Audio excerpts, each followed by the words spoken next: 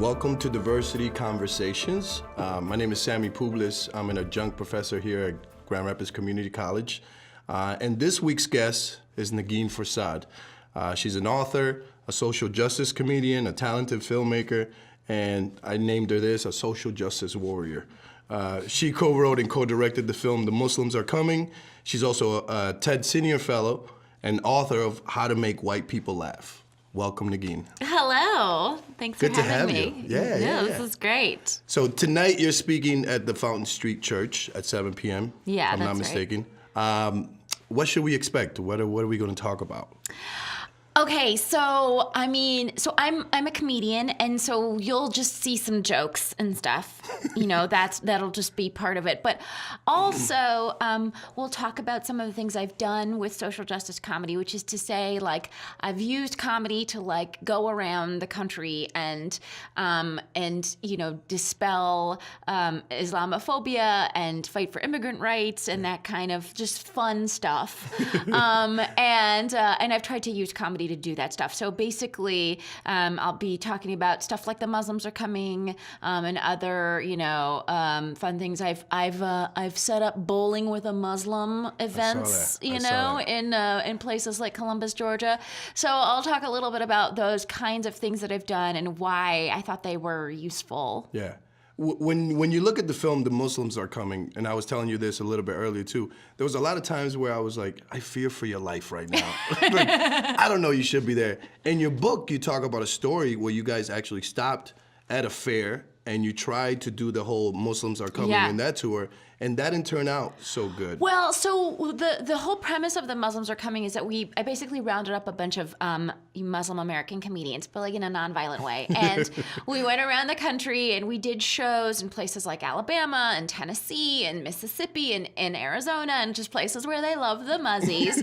And we did these shows, and then the other thing that we would do is we would have street action. People could come see the shows. The shows were free, but we also did these street actions, right? So like we would set up an Ask a Muslim booth in the middle of a town square. People could come ask us questions. We would try and interact with the community that we were going to perform in. And the whole idea was like, if you've never met a Muslim, like we'll be your first Muslim friend. And in Tennessee, we went to a state fair, which at first had all of the trappings of a fun state fair. There were rides. There was a little bit of a vomity feeling on my part. There was cotton candy, the whole scene. You're a big fan. From the book, I hear you're a big fan of cotton candy. Yeah, I am, indeed. And then at some point we realized there was a bare knuckle boxing match that was happening adjacent to this state fair. And I was like, oh my God, we should provide our comedy services at this bare knuckle boxing match. Makes sense. And I don't know if you've ever been to a bare knuckle boxing match before. I hadn't. There's like a lot of men there who are really keen on destroying their own knuckles in the service of punching other men. When you really break it down, I didn't fully realize what it meant. You know what I mean? You don't really read the crowd in that sense. No. And so I walked up to the organizer, or like the people that seemed like they were in charge, and I was like, hello, we are a jolly band of Muslims, and we would like to perform comedy in between matches, free of service, And and the guy was like, let me go talk to my boss. And he goes to talk to his boss, and the boss comes out, and the boss was not wearing a shirt, but he was, like, to commemorate the event, wearing a bow tie. Oh, that's fancy. He dressed up. And he comes out and he grabs a stick that was leaning against a wall the way sticks do, and he picks it up and he's like, y'all Muslims better get out of here, and he basically ran us out of the boxing ring, or the whole place. And I urinated my pants that day. It was a banner day for my adulthood. But so there were sketchy moments. And from the film, you go through a lot of physical pain. First time you shoot a gun as well. You get a little injury. So it's Have obviously. you shot a gun before? I have. I don't know if I'm supposed to admit it publicly. Well, I feel like a lot of Americans legally, yes. have. I Yeah, mean, yeah. there's more guns than Americans, so this is it makes, Michigan, so makes yeah. sense. Yeah. But yeah, I had never shot one, and they don't tell you Right. anything about it. You know, they just hand you a gun, and I didn't. There's a lot of, and I will never do it again. I actually cried profusely, and it was traumatizing for me. And I think, if anything, that's the only reason people should see the film, is to see this actual freak of nature accident happen where Yeah. the shelling actually falls into your clothes. Into my shirt. Yeah. It burns my skin, and I was just traumatized. And I was like, I don't understand why this is fun. But you know. Yeah, you're Yeah. in Michigan, so you're gonna have a big crowd of hunters and things like Sure, that. yeah. Responsible gun owners. Right. As I was reading your bio as well, and I've been living within Nagin spirit this last I'm week. sorry for that. It's hilarious. I actually saw an interaction that you had at, I believe it was your first book signing in D.C. Okay. where this young lady asked you, how do you deal with your Iranian parents? Oh yeah. And I automatically burst out laughing because I'm Cuban and I'm an immigrant, and having to deal with my parents, it's always been... It's a constant. Yeah. And then, so try to bring in your parents into your comedy. Have they watched your comedy? Do they come to the shows? Because I know there's a little weird relationship thing going on, right? There is a weird relationship going on because, I'd say like a lot of immigrant parents, no parent wants to have their kid be a comedian generally. And then especially talk about anything like dating or like who they have sex with or any of those things, right? No parent wants to hear that. My parents are no different. I think there's like an added thing with, Iranians where they're like, that's shameful, and all of that stuff. So there's a little bit of a cultural dimension there. I was lucky enough, I live in New York City. I grew up in California. So I managed to keep them separate from my comedy because of the 3,000 miles. Right. But there are some things, when my movies have come out and stuff like that where I can't avoid that. They have to come see it, Right. and bring their friends. And it's just, so for a while I felt like they were disappointed that I was a comedian because they used to say things like, I'm disappointed that you're a comedian. But then I think now they sort of really see what I'm trying to do with the work, and they've grown more used to it. And they actually even see their friends being like, oh, I heard her on NPR, I saw her on Comedy Central, whatever. That's cool. Yeah. And so it's like makes it easier for them to swallow. And that whole comment could have gone a whole different way with the young lady, but you actually said at the end, they mean well, and you always remember that they mean the best for you, even though their approach might be awkward or different. They always mean the best. Their entire, and this is the interesting thing about immigrants, is that so many of them are just motivated by their children, to like give a different life to their children than the ones that they had, So, and my dad wanted to be an artist and couldn't be because that wasn't a thing, and my mom wanted to be a singer but couldn't be because that wasn't a thing for her generation and for where she came from. But when I was like, I want to go into the arts, it was like, okay, because you're an American, you can do that, and we are making that possible for you. Right. And so I think at the end of the day, that's like such a ridiculous gift, and I always think about that, and and I hope they do too. Yeah. In your book, How to Make White People Laugh, the first chapter is I used to be black.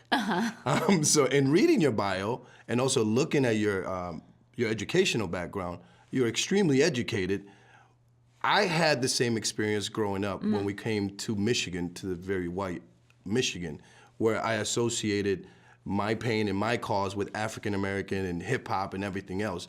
And it's interesting to see that you had a similar experience. Yeah. In that, but you just went beyond wearing just a T-shirt. You got an education. Right, I got a master's degree in African American Studies, Right. which is really useful for all comedians. Of course, prerequisite. And I got another one in public policy, and the entire, my whole aim was just like, how can I be a part of building policy and working for governments that will level the playing field for African Americans, and I really I did identify with the cause politically. I wasn't crazy, you know what I mean? This wasn't like a Rachel Dolezal situation. Like I wasn't wearing bronzer, but I did feel like it was the only narrative around that around the struggle that made sense to me, because anything around being an Iranian American Muslim wasn't like popularly understood. So it was the only thing that you could get an education in it, and you could, there were large groups of people that were talking about it. And so that's kind of, in growing up, I grew up in Southern California, and 50-60% of my high school was Mexican. And so growing up, I longed to be Mexican because they had this kind of like recognized cultural identity, that I didn't have. I was just me and this other kid who was Iranian, and that was it for our entire 2,000 person high school. So you sort of you glom on to the closest minority group that you're like, this'll do, you know? I read Malcolm X in 10th grade, and that's what changed my life. So thank you for putting that in the book, because it really connected with me as an immigrant and as a student. I also wanted to ask you, so you use comedy to combat the xenophobia, the Islamophobia. Do you ever get pushback? And I mean, I know there's a chapter in your book, or one of the lines in your book, you said, you can't assume support because of your background and what all that entails, all the different backgrounds. Have you gotten pushback from your own community, criticisms of maybe trying to make the situation too light and not really? Yeah, I mean, the kind of pushback I get is because I don't follow any of the norms of polite Iranian society, you know what I mean? Which is to say, I do, like I said, I talk about dating and sex and all of those things. And I'm also just very American that way, you know what I mean? And I'm also a very comedian that way. Comedians are open books, and so we don't hide those things. I talk about drinking. I talk about questioning, my faith. I talk, you know what I mean? All of that stuff, which I think is really, shameful for some subsects of conservative Muslims or conservative Iranians, which is also true, by the way, for conservative Americans and conservative Christians. You know what I mean? They would be uncomfortable with their own going out there and laying it bare, and so I did get pushback. I did get,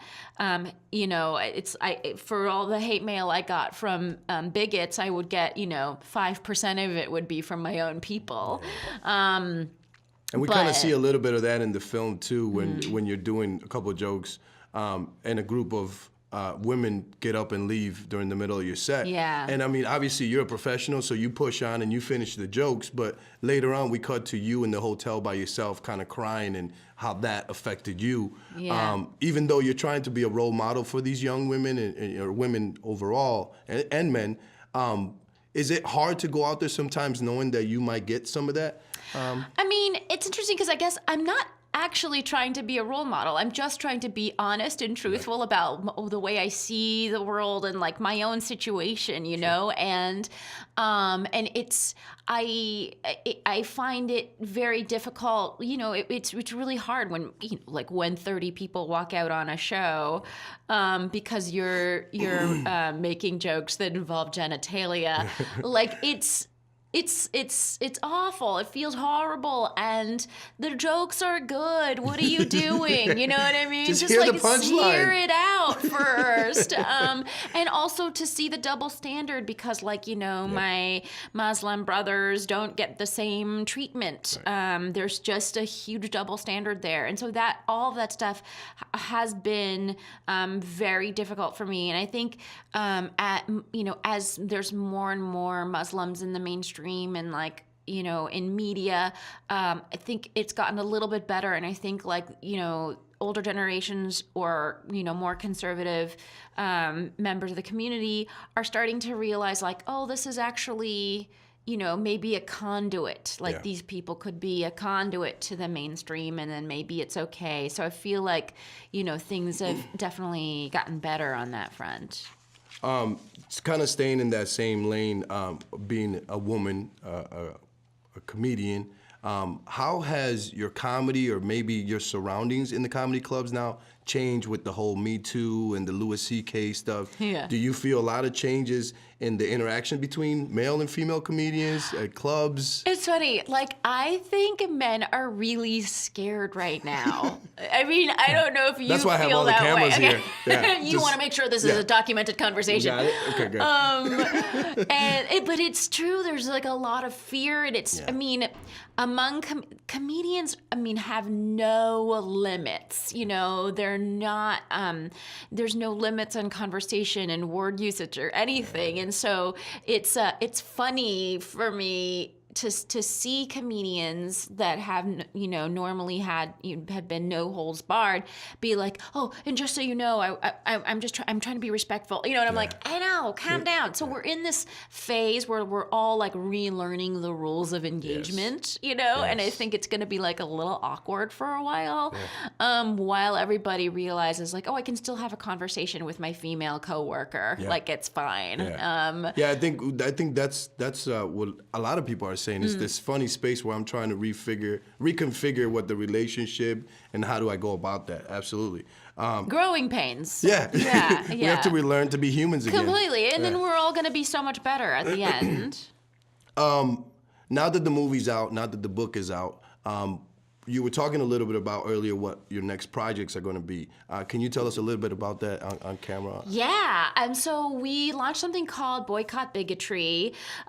We have a problem with basically the fact that the president has been kind of very brazenly, outwardly bigoted towards a lot of different groups. I mean, the list is very long. And he's also, at the same time, earning money on various properties.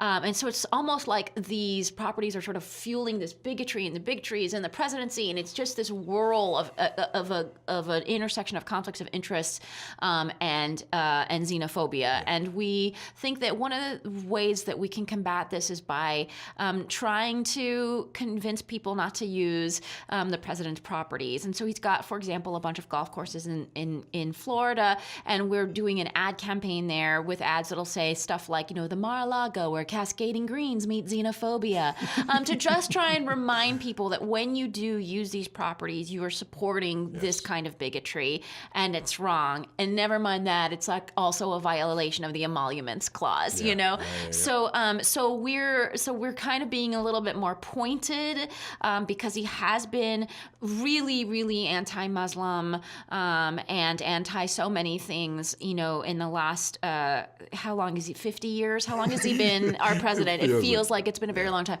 Anyway, and so I think, so that's one of the things that we're doing. And it's and my point has always been, this isn't necessarily partisan, even though it feels that way because we're targeting a Republican president.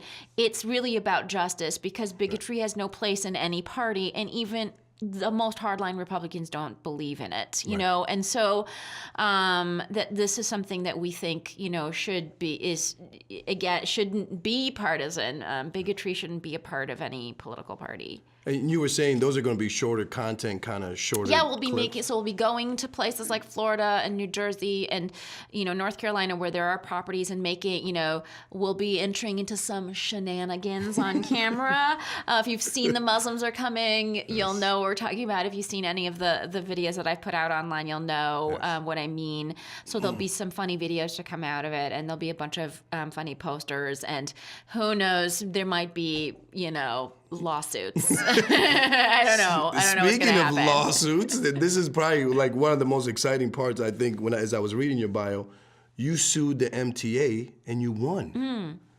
Yeah, so What? the MTA is runs the New York City subway system, and there was a period in which there was a group who had spent over $300,000 on anti-Muslim ads in the MTA, and that's a big deal. I mean, the MTA sees over 5 million people a day, so this is like, if you're spending that much money on ads, a lot of people are going to see them, and and the ads were really ugly and poorly designed, because I think like bigots aren't really good at graphic design, and that's something that I've learned about them.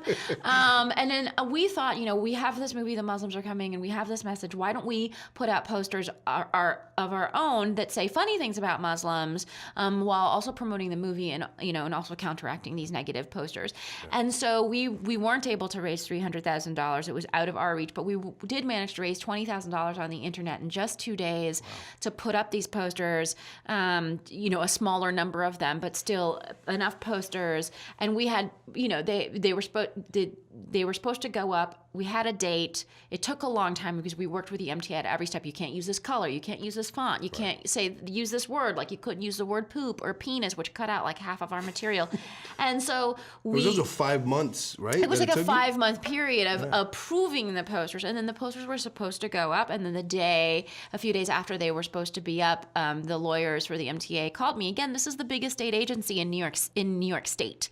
Right. They called me and they said, your posters are too political, and so we're banning them. And the contents of the posters, like one of them said, facts about Muslims. Fact: Muslims invented the concept of a hospital. Okay, great. Fact: grown-up Muslims can do more push-ups than baby Muslims. Okay, great. Fact: Muslims invented Justin Timberlake. You know what I mean? Like, things that were like, we were like, one of these is true. I think all of them are true. And these were the types of posters that we were putting up. Another one said, the ugly truth about Muslims. They have great frittata recipes. And so we thought either frittatas were deeply political for the MTA, or, the MTA thought that just the mere mention of Muslims and Islam was considered political, and it isn't, right? And so for that, we had two choices. One, fold and just walk away, and then order some Thai food, or to sue them. And I mean, I never thought I would sue anybody. Like, I never thought I had any like litigatory things in my history, but in this case, we had to take on, it was 2 comedians under my production company name, Vaguely Qualified Productions. So it was literally Vaguely Qualified Productions against versus the Metropolitan Transit Authority of New York State. Forever in the record. Which is forever in the record, and it makes me laugh so much that ridiculous court title is in the record. But and we did win, and the whole process took 1.5 years because justice is really like a long one. It takes a while. It takes forever. But it was, but it was worth it, and it was important. You don't often have those moments where your First Amendment rights are being trampled on, and where, your right to be funny is being trampled on. And I thought we kind of got rid of that stuff with Lenny Bruce in the 60s, but here we are, and luckily the posters did go up.